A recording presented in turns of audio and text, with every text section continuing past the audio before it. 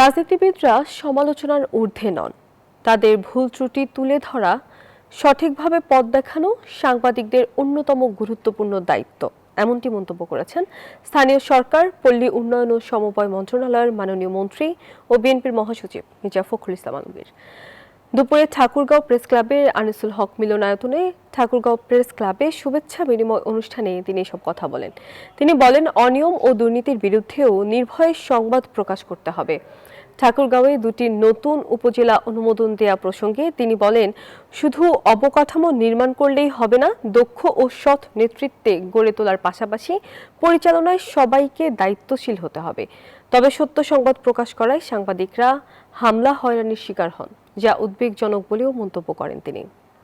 সমালোচনার ঊর্ধ্বে তা নন, রাজনীতিবিদরা অবশ্যই সমালোচনার মধ্যেই থাকবেন। রাজনীতিবিদদের সমালোচনা করাটাই হচ্ছে, আমি মনে করি যে সাংবাদিক জন্য উপযুক্ত কাজ, কারণ তাকে সঠিকভাবে ভুলটা ধরিয়ে দেওয়া, সঠিক পথে গাইড করা, এই বিষয়গুলো খুব জরুরি। Bashundhara public school and college 2026 শিক্ষাবর্ষে ভর্তি চলছে।